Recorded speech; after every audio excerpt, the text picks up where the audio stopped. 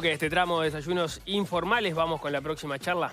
Sí, este miércoles el Instituto Nacional de Estadísticas, el INE, lanzó el índice de pobreza multidimensional, una nueva forma de medir la cantidad de gente en situación de pobreza. Según los datos que arrojó este nuevo índice, el 18,9% de la población vive en situación de pobreza multidimensional, lo que implica que estas personas están privadas de distintas dimensiones o variables que releva el Instituto ahora, como educación, protección social, empleo y condiciones habitacionales. Asimismo, recientemente, junto al Ministerio del Interior, presentaron el primer informe semestral sobre percepción de seguridad y victimización del segundo semestre de 2024. Para hablar de estos temas recibimos a Diego Aboal, director del Instituto Nacional de Estadística. Bienvenido. Buenos días, un gusto estar con ustedes. Muchas gracias por la invitación. Bienvenido. Bienvenido. Bueno, felicitaciones por concretar estas dos que eran largas ambiciones del INE. Sí. ¿Estará satisfecho o contento? Muy contentos, muy contentos. Las dos son muy importantes. Como ustedes saben, las discusiones en términos de si las denuncias estaban bien captadas o no, si estaba bien medido el fenómeno a partir de los datos del Ministerio del Interior, tiene décadas en Uruguay. Y yo creo que con un sistema estadístico maduro como el uruguayo, eso no podía ser. Así que creo que, bueno, ha sido un paso importante poder generar información a partir de encuestas de victimización. Esto va a mover el foco seguramente en el futuro a seguir el fenómeno de la criminalidad a través de estas cifras, aunque esto no desplaza a la cifra del Ministerio del Interior. Es más, en una entrevista que tuvimos hace algunos días, yo creo que sería deseable que las cifras macro, digamos, estas que se publican cada 6 meses, incluso de denuncias, pasen eventualmente a línea. Ahora que estoy por irme, creo que puedo decirlo con mayor libertad. Con mayor libertad, digamos, ¿no? O sea, y lo que es el observatorio digamos, o el área de estadística del Ministerio se encargue de la producción de estadísticas específicas para el Ministerio, digamos, y para el análisis del fenómeno.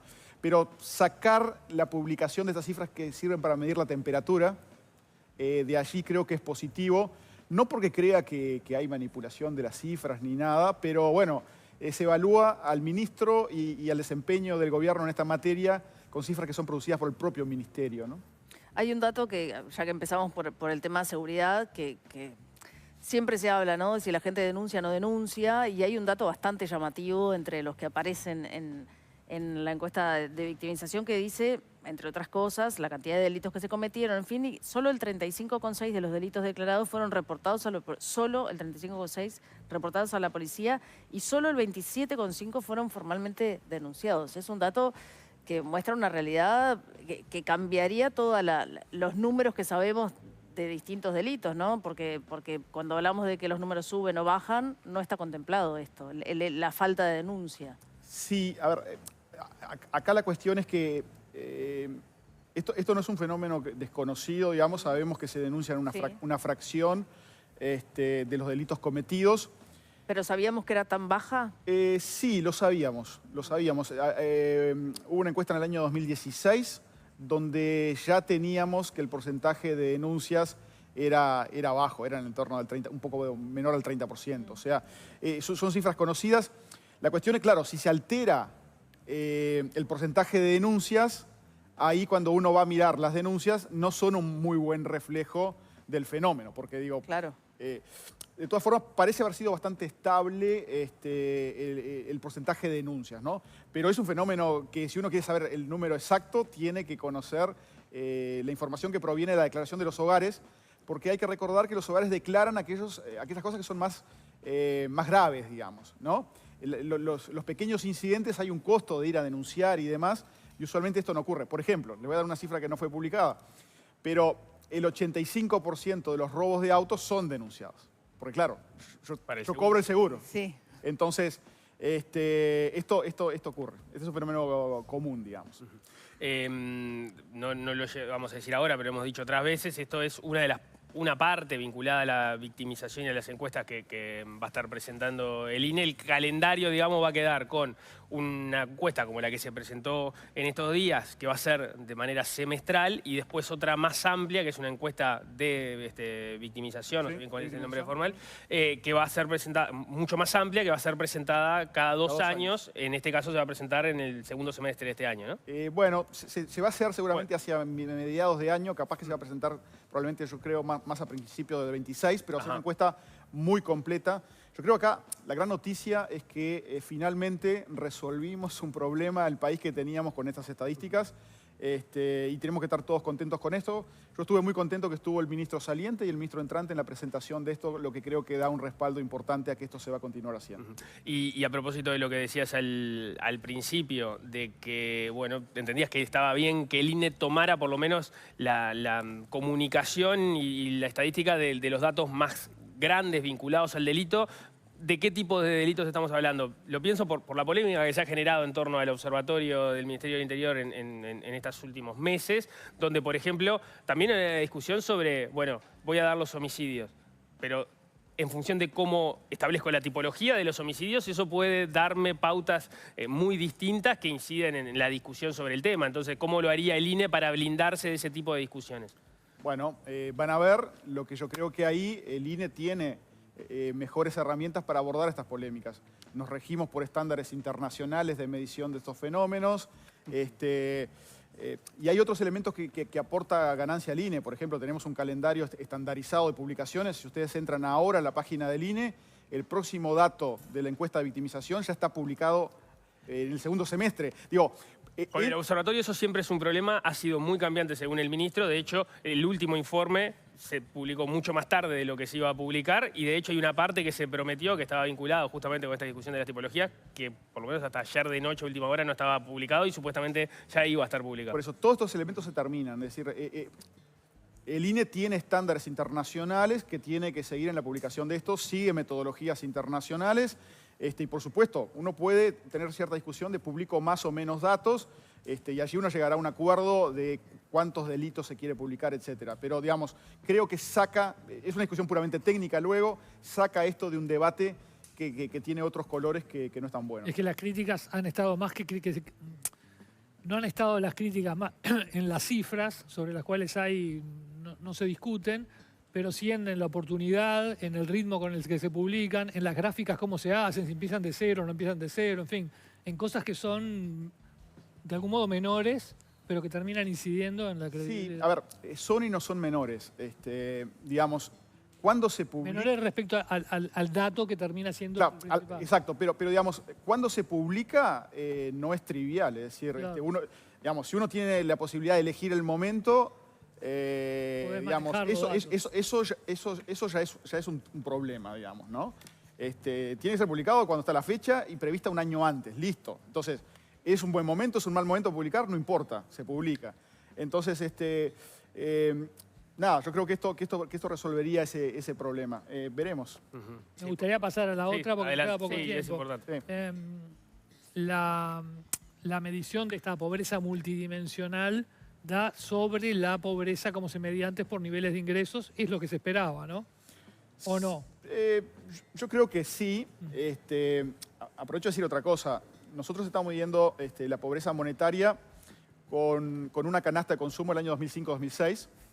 El proceso de cambio de esa canasta ya está listo y está previsto que en abril de este año se publique el dato con la metodología vieja de la canasta 2005 y una canasta más actualizada de pobreza. Seguramente, vamos a tener 3 datos de pobreza. Digamos, solo por un año, porque es el primer año que se va a hacer el cambio de la línea de pobreza.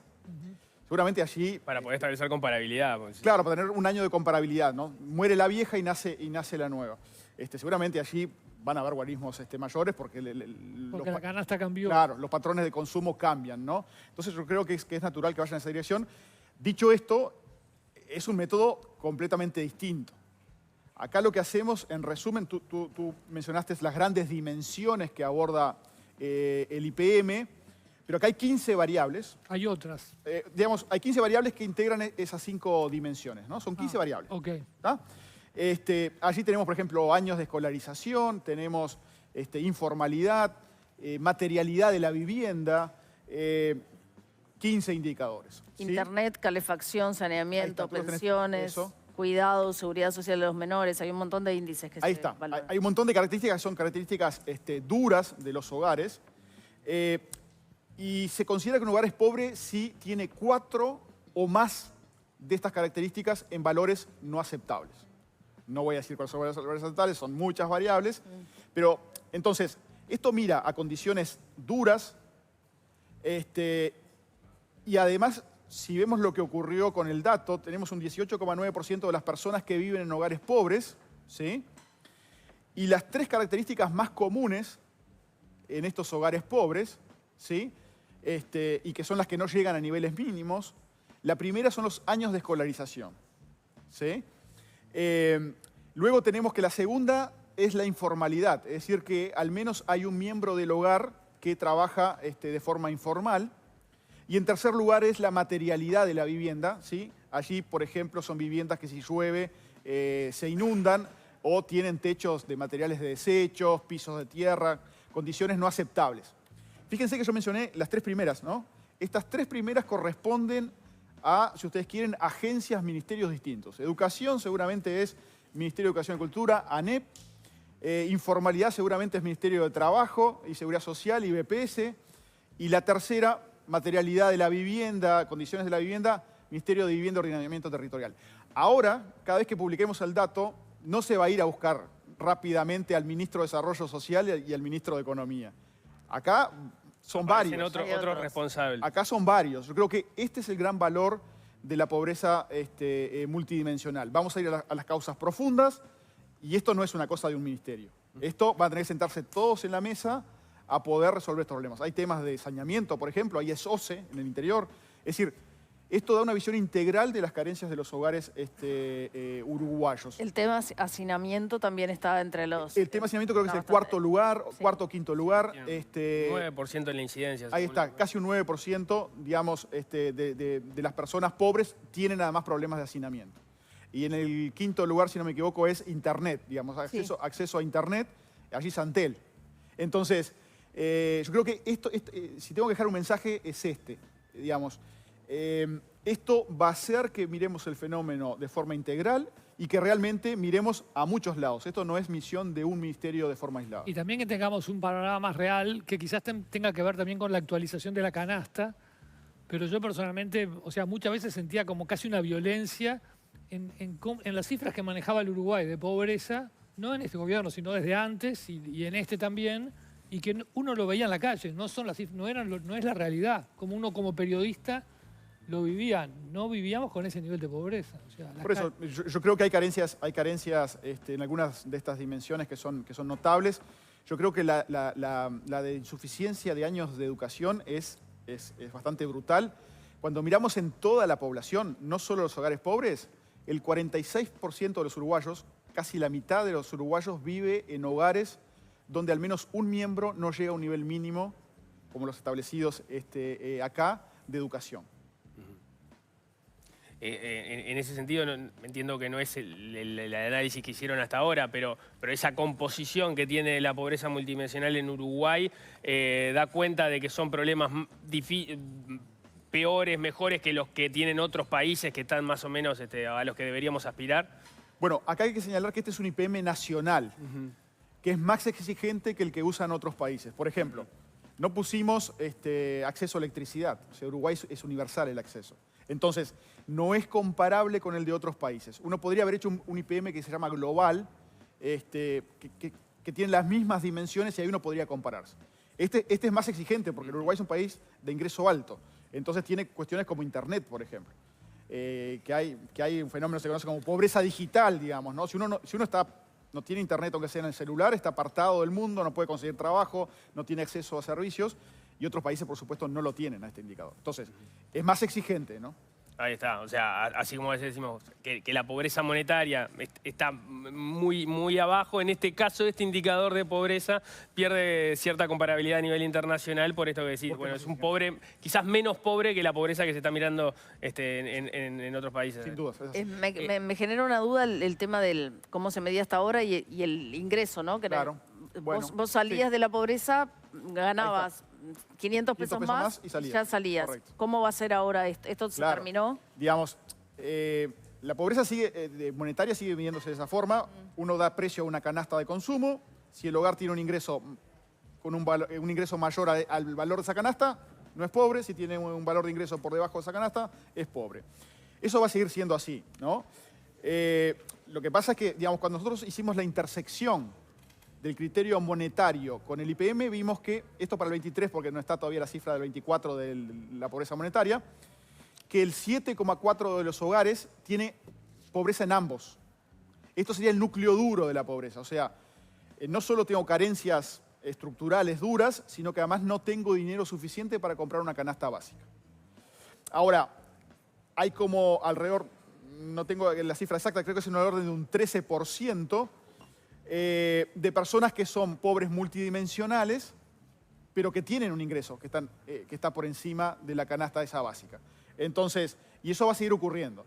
Yo creo que lo que dijo Nico, digamos, es un poco como hay que verlo. Digamos, la pobreza esta monetaria te da algunas condiciones suficientes de vida decentes mínimas, pero tenés carencias educativas, estás inserto en un trabajo informal, tu vivienda presenta algunas carencias fuertes, pero tenés ingresos suficientes para comprarte bienes y servicios para tener una vida razonablemente decente. Mínimo apunte porque ya tenemos que cerrar. El tema de la pobreza infantil, acá no hubo mayores sorpresas, creo, porque lo que da es una mayor prevalencia de esta pobreza multidimensional también entre los menores de 6 años, que está, así como es 18,9 el promedio, acá están en 31,4, de 6 a 12 años están 27,5, de 3 a 17 en 27, después entre 18 y 64 están en 18,4, muy cerca del promedio, y 65 años o más están en 6,2, digamos, es el valor más bajo según el tramo de edad, Sí. más alta que lo que da la pobreza monetaria. Sí, pero digamos, se ve el fenómeno de que estos hogares están compuestos por más niños. Los Claro. hogares pobres están compuestos por más niños y por tanto cuando uno cuenta los niños en los hogares pobres da una proporción más grande que en el promedio de la población. Diego Val, director del INE, muchas gracias. Gracias a ustedes por la Muy invitación. amable, gracias. Muchas gracias y bueno, mucha suerte en la nueva etapa. Probablemente sea la última entrevista como director del INE que tenemos. Muy probablemente sea la última entrevista, así que gracias, vine varias veces.